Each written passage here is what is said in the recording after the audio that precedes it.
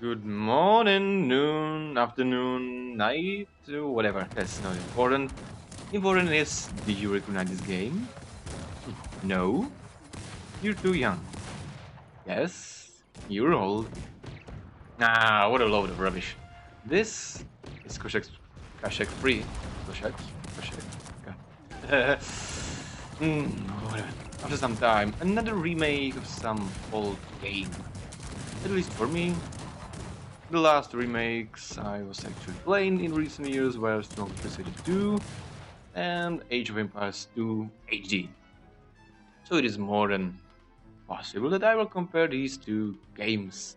Cossacks Free, in case this is the right pronunciation, is trying to be like the first Cossacks and its expansions. Not much in common with Cossack 2, which is good and bad at the same time. It was rather concentrated on fight, not on building your cities, which was bad. But some ways of combat were pretty interesting and much better than in the first and now in the third game. But that's a story for the later part of this video. So once again, this is this is Cossacks Free. It's horrible. As you can see, there are no big changes. Graphic is almost same. Units, engine, and on contrary of some players, even bugs are same, which is not flattering. Personally, I was always playing this game in random map mode. Offline, and most of the bugs are situated in multiplayer sessions. I don't know, when I played game like this, or Stronger Crusader, Age of Empires, internet and multiplayer was not that famous, or at least I didn't know about it. It was like 2004 or 5, and so, yeah. And the game itself, Cossack European Wars, was released on 2001? Oh wait, I think I had no internet at that time. It was a time when games were spreading among people like, have you ever played this game? It's awesome, made a copy for you. Here it is. Install it and copy the file in the folder named as crack. Remember? Wow, that was a piracy. No one even knew there was something bad about it. Or what about these days called retro games?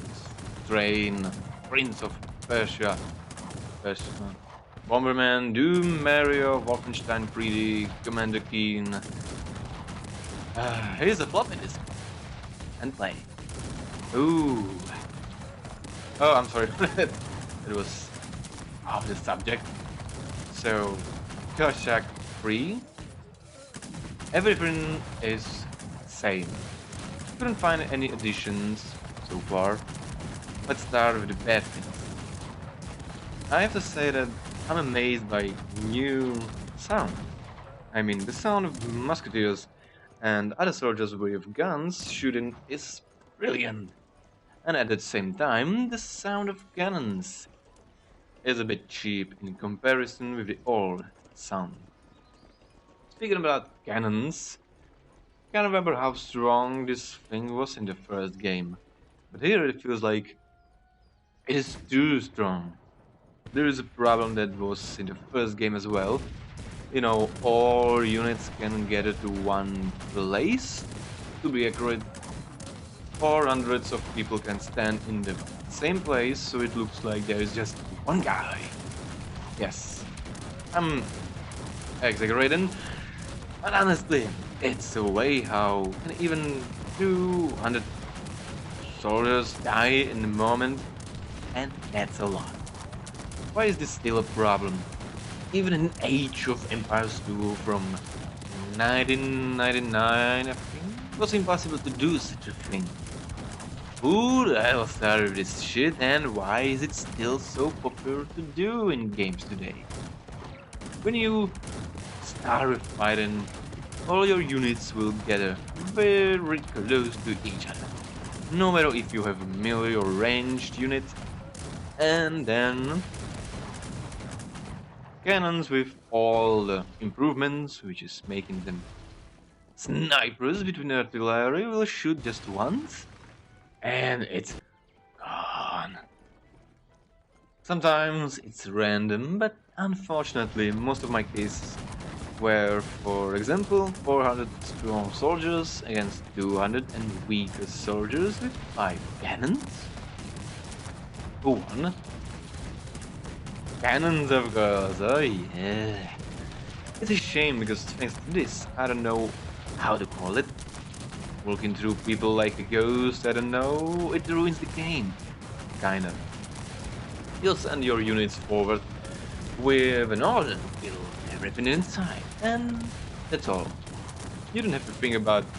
You don't have to think that much about terrain. Think about the situation. You have a small army, and the opponent has a giant army. What would you do? Open space terrain is a suicide for you, that's for sure. So you would try to lure your opponent to some confined location. Yeah, wouldn't you? But what does it matter when all hostile soldiers can move as one in a small place, so the enemy can still use the full power of his army? Oh yeah, in this case you can use your artillery and kill them all with ease. But is that okay? How entertaining is this in the long term? That's using the stupidity of the game against you. Does it make a sense? No. Thinking too fast, I guess. Or talking faster than thinking. But a mystery to solve. Oh, I forgot to mention another thing about artillery. If you want to shoot at some target, you have to be really careful with your mouse. In case you hit the target you want to get rid of, okay, your very well-known artillery will start shooting at the target, or they will get closer to do so. In case you miss, in a very dangerous and important battle, all the stupid cannons, hot visors, and everything will try to get to the point where you think, which is not helping the cause. There is not a hotkey for stop, only button A for attacking everything with dignity, but it's not the same like choosing your own targets, is it? Unfortunately, the game is not ready for huge battles. I'm talking about hundreds. No. I'm talking about thousands of soldiers in one place. And at the moment when the shit hit the fan, the moment when everything goes wrong, I'm talking about, yes of course, in these moments you can't enjoy the warfare because it is like 10 FPS during recording and 15 FPS without some stupid recording. Yeah, and I really like huge battles, so this is kinda sad, at least for me. I hope this and maybe the problem with hundreds of people inside of one guy will be fixed in the future. Oh, and the last thing, some people might discover that there is population. That's alright. However, there should be this limit right in the menu as a setting, you know, and the limit should be for every player the same. I mean, there's a limit for this player, 5,000 units, and for this player, 5,000 units. Yeah, that makes sense. As well as a maximum you can train.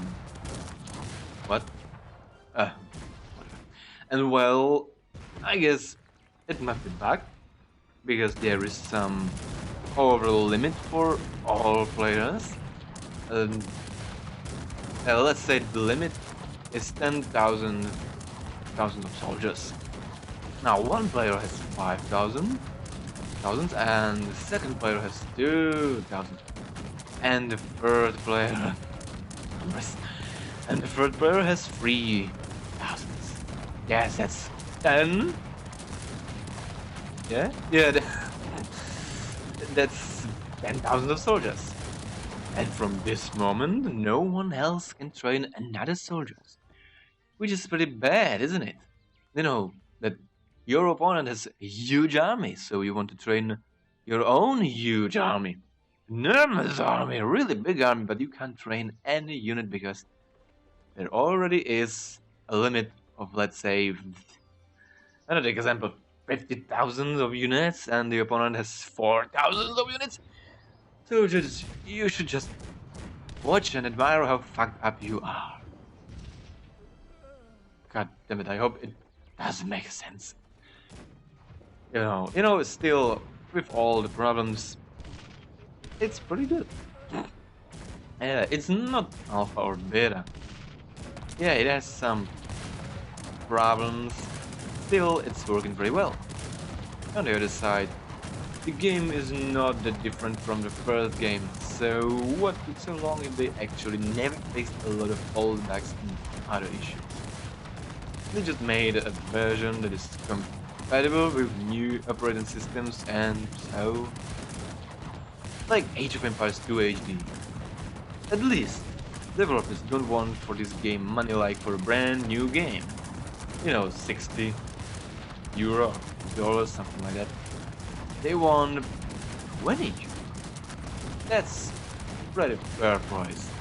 They already fixed a lot of bugs and they are trying to fix more. Possibly to change even the game itself a bit, if hearts of players will desire. Let's sum this up. We have a brand new, absolutely same game for a fair price, with same bugs, and almost same loot. So, if you are a fan of this game, yeah, buy it. Or well, you already have it, and if you're not a fan, and you don't want to remind yourself of good old days of gaming, young gaming, just don't buy it. Or wait a while and maybe the game will be changed into something you would love. Yeah, you would love again. So we will buy it. Later then.